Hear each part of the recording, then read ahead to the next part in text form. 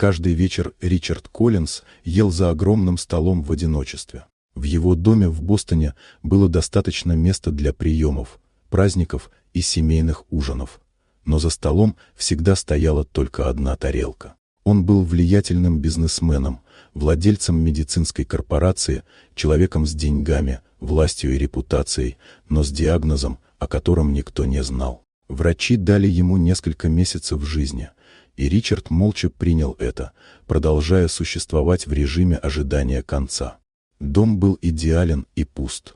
Дорогая мебель, искусство, библиотека, которой никто не пользовался, сад, куда он не выходил. Годы ушли на карьеру, сделки и контроль, а личная жизнь так и не случилась. Он никогда не создавал семью, считая, что потом успеет, пока потом не закончилось.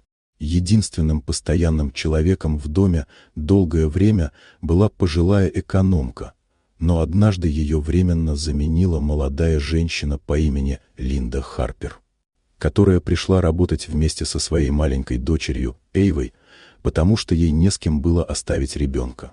Их появление нарушило привычную тишину дома. В нем впервые за много лет появился детский смех, запах простой еды и ощущение жизни. Ричард сначала воспринимал их как временное неудобство, но постепенно начал замечать, что его дни перестали быть одинаковыми.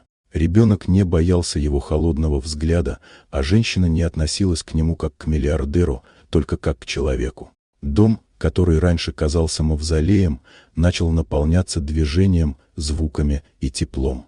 Со временем он стал проводить с ними все больше времени, выходить из дома, гулять в парке, есть не в одиночестве. Впервые за десятилетия Ричард почувствовал, что его присутствие кому-то важно. Он понял, что все, что строил годами, не имело смысла без тех, с кем можно это разделить.